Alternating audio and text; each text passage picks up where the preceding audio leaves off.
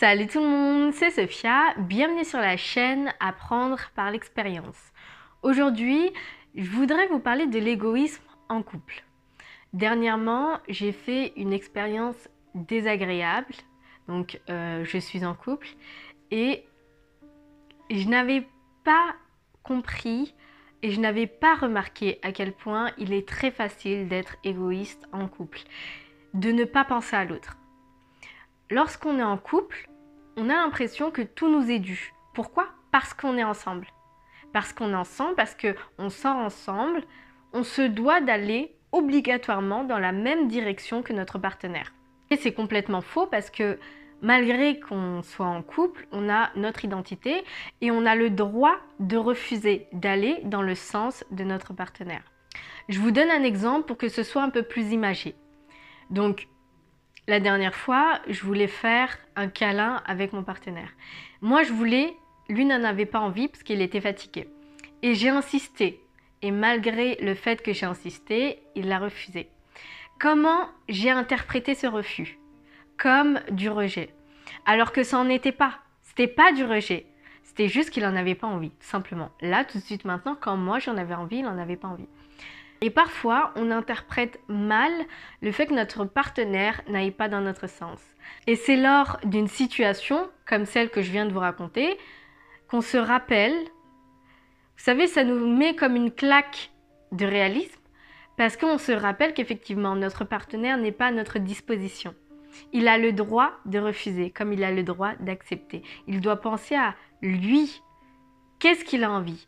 Si moi j'en ai envie, il doit penser à lui. Est-ce que moi aussi j'en ai envie? Surtout que pour faire un acte comme ça, il faut être à deux. Mais faut pas le faire pour l'autre. Il faut le faire parce qu'on en a envie. Donc, cette vidéo, elle est juste pour nous rappeler, pour tous ceux ou celles qui sont en couple, le fait que notre partenaire ne soit pas d'accord ou ne veut pas faire ce que l'on veut, ne veut pas dire qu'il nous rejette, ne veut pas dire qu'il ne nous aime plus ou qu'il ne nous aime pas, ne veut pas dire qu'il nous trompe, ne veut pas dire qu'on est moins désirante, d'accord? Ne veut pas dire qu'il ne nous désire pas. En fait, ça n'a rien à voir. Effectivement, il y a des situations où ça peut expliquer, où ça peut être un signe pour comprendre que notre partenaire n'est plus dans la relation. Ce n'est pas dans tous les cas. Parfois, il ne faut pas chercher la petite bête parce que on se met nous-mêmes par notre interprétation en insécurité. C'est notre interprétation de la situation qui fait qu'on se met dans un inconfort et qu'on se met à provoquer des émotions fortes de tristesse, de souffrance qui n'ont pas lieu d'être parce qu'on a mal interprété les choses. Petit rappel, être en couple, ça ne signifie pas aller dans le même sens. D'autant plus que la situation dans laquelle j'ai mis mon couple a fait qu'il m'en a voulu. Pourquoi? Parce que j'ai eu un comportement désagréable par le fait de bouder. Donc oui, on peut se dire « Oh mais t'es une gamine, pourquoi tu boudes, pourquoi tu fais la tête, pourquoi tu te mets en retrait ?» Bouder signifie juste que voilà, je me suis mis à l'écart et que j'ai arrêté toute forme de discussion, du moins le temps de prendre du recul. J'avais besoin de retourner cette situation dans la tête pour revenir sainement. Sur le coup, moi je me suis pas dit que je suis égoïste, mais la situation montre qu'effectivement je n'ai pensé qu'à moi. Il y a énormément de situations comme celle-ci dans des couples différents où on est confronté à ce genre de situation. On pense à nous avant de penser à notre couple, à notre partenaire. Moi j'en ai envie, d'accord, c'est clos, ça on le sait. Maintenant, est-ce qu'on est d'accord avec le fait ou est-ce qu'on se pose la question, est-ce que notre partenaire en a envie ou pas? Est-ce qu'on va le concerter? Est-ce qu'on est d'accord avec le fait, bon d'accord, tu ne veux pas faire ça ou aller dans mon sens ou faire cette activité ou faire ce câlin ou faire quelque chose? Est-ce que je suis capable d'accepter ce non sans me faire de soucis, sans le prendre comme un rejet? C'est pour ça qu'il ne faut pas fuir les conflits et il faut essayer de comprendre son partenaire. Les conflits sont là pour nous rappeler. Pense à l'autre. C'est bien de penser à toi, mais pense également à l'autre. Ne regarde pas uniquement que ton nombril, regarde également les désirs et ton partenaire. Est-ce qu'il souffre? Est-ce qu'il va bien? Comment il voit les choses? Être en couple, c'est partager les choses à deux. Et c'est être capable de voir au-delà de seulement ce qu'on ressent nous et de notre manière d'interpréter les choses. Les conflits permettent de nous rappeler à l'ordre. Pense à l'autre. Pense à toi, bien sûr, mais pense à l'autre. On est en couple, on est deux. Autant je pense à mon plaisir, à mes besoins, autant je pense à l'autre.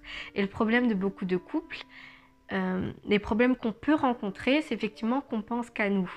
Et ça crée énormément de problèmes. C'est comme deux personnes qui sont en couple et chacun reste sur son positionnement. Personne va faire en sorte ou va se dire, ok, je vais essayer de comprendre son positionnement et son raisonnement. On reste campé sur nos positions. Par rapport à ma situation, j'ai pris quelques jours, quelques heures pour comprendre que j'étais en tort et je suis partie m'excuser. Normalement, on doit pouvoir discuter et dire ce qui ne va pas. Quand je traduis mal, quand j'interprète mal, j'attends mon partenaire qu'il, quelque part, me recadre parce que c'est à travers lui que je vois effectivement des choses que moi, avec mes yeux, je ne vois pas. Cette situation, aussi inconfortable fut-elle, m'a permise de prendre conscience que je voulais rester avec mon partenaire. Mais encore plus, c'est-à-dire que c'est pas parce qu'il y a eu cette situation inconfortable que je voulais le quitter. Non, ce que je veux dire, c'est que ça nous rappelle à quel point on est bien avec notre partenaire et qu'on a envie de rester avec. Et elle était inconfortable, mais elle m'a permise de valider, de renforcer mon attachement envers cette personne. Donc une situation comme une dispute, comme une situation inconfortable qu'on ne traduit de manière négative ou qu'on traduit pas de la bonne manière, peut nous apprendre sur nous et sur notre fonctionnement, mais aussi sur ce qu'on voudrait améliorer en couple. Tout le monde n'a pas la même définition de qu'est-ce qu'est un couple, qu'est-ce qu'on doit s'apporter en couple. Elle est propre à chacun. Mais une fois qu'on est à deux, on doit essayer d'avoir à peu près les mêmes caractéristiques, d'accord, les mêmes objectifs, le même fonctionnement. Pas totalement, mais similaire. D'accord? On marche ensemble, peut-être à notre rythme, mais on marche ensemble. Et ce que je fais, je ne le fais pas uniquement pour moi, mais je le fais également pour lui. C'est tout pour cette vidéo, j'espère qu'elle vous a plu. N'oubliez pas de liker et surtout de vous abonner. Bye bye!